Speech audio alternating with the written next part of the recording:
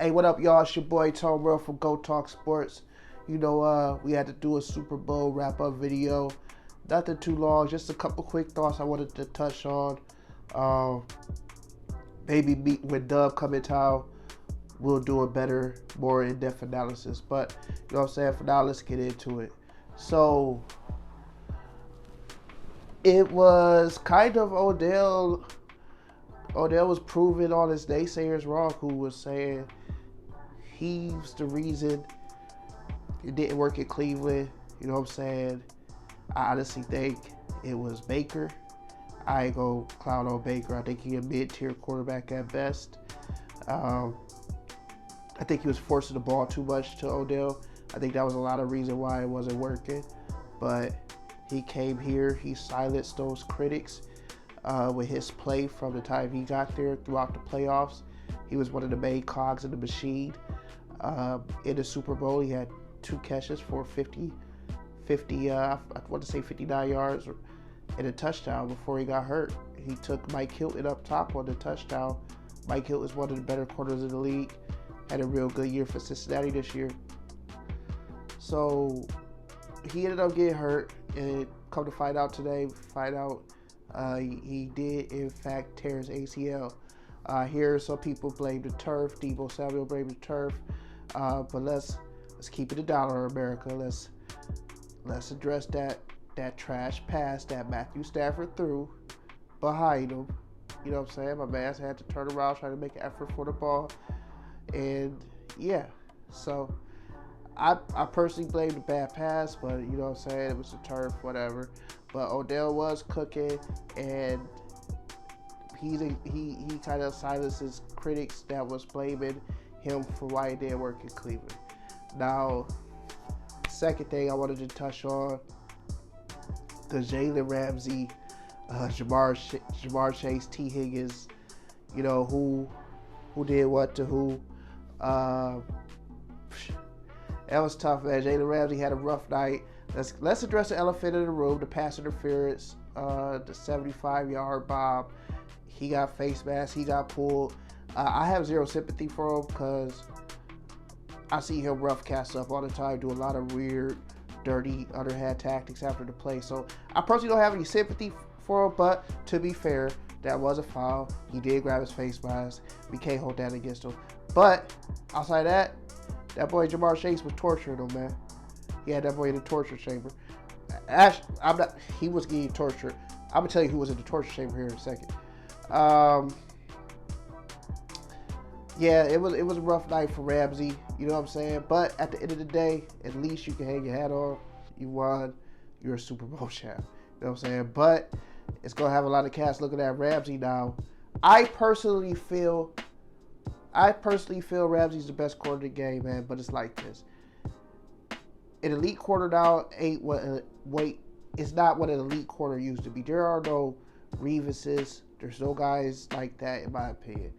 Hell, it's not even Akeem Talib anymore, man. Akeem Talib was a damn good corner who would follow you around, take you out the game. Cromartie, Prime, of course, Woodson, both Woodsons. You know what I'm saying? There's Sante Samuel's one of the better zone corners to ever play the game. Jump routes, all of that. It's no guys, like, there's good corners who can give you spurts of maybe a couple games where they take a guy out the game, shut him down. But it's not no guys, in my opinion, like, not even a Sherm no more. Sherm was just a left side corner, but wasn't nobody throwing to that left side.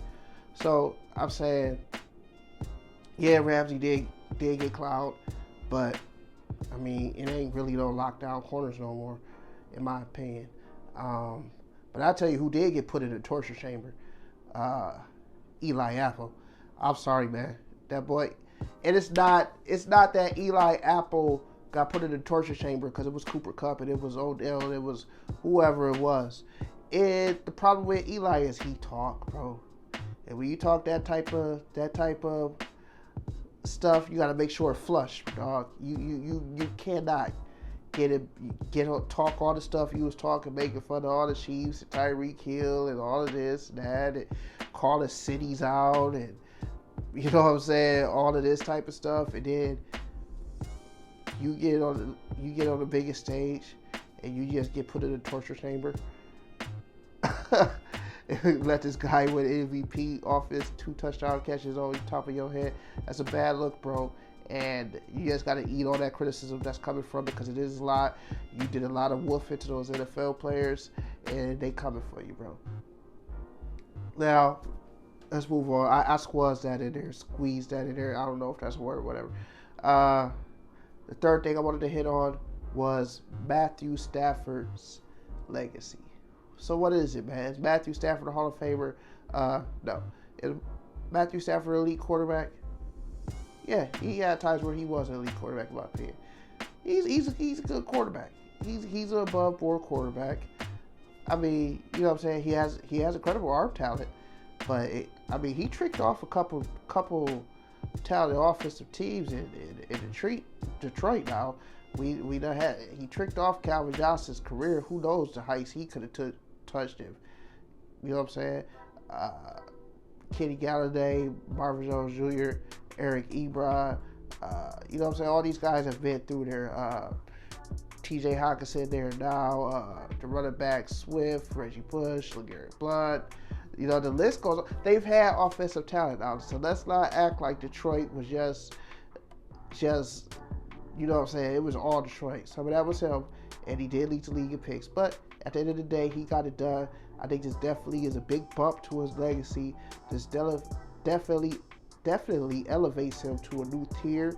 And if he could keep playing at this level for another 3-4 years, get to that 60,000 yard range, then maybe we can talk Hall of Fame. But to me, as of right now, no. Fourth thing I wanted to hit on is the man, the myth, the legend, man. AD, the real AD. You know what I'm saying? Aaron Donald. He dominated, guys. He just came in, he dominated, he did what Aaron Donald usually does. There was really nothing. I'll say this. Let me say this. The second half, Aaron Donald took off. Once they found out a way to free him up for those double teams, Aaron Donald did what I would say Aaron Donald did what he should have did against the crap house Bengals offensive line. He dominated. I'm not taking away from him, but at the end, it was the Bengals offensive line. And they did find a way. I mean, he should have did what he did in the second half is what I'm trying to say. But it did change the game, man. Even on that last play, Chase was streaking down the sideline, man. For Aaron Donald. That might have been the game right there, bro. That was like one of those Madden plays where somebody run commit and the quarter fell down. That was Jalen Ramsey too, so, you know. But Aaron Donald. He's a freak of nature. He's a top 5 defensive player to ever play the game, possibly top 3, in my opinion. And he is a top 3. He probably is the best player all around in the game, the best football player in the game. He's a dominant force. He has been 3 defensive player of the years. He got multiple All-Pros, first-team All-Pros, multiple Pro Bowls, and he got the ring. He's G14 certified, man. So Aaron Donald saved the day. That second half, that pass rush started hitting home. Von Miller, Leonard Floyd, Aaron Donald. Hey. So, that was just a couple of quick thoughts I wanted to hit on the Super Bowl. Just changing some things around. Sat over here this time. I don't know, I'm just trying some things out. New mic. Using the iPhone now. Hopefully a better visual quality for you guys. And yeah, please comment, like, subscribe. Let me know what you think of this video. Thank you for checking us out. Please have a nice day. Peace.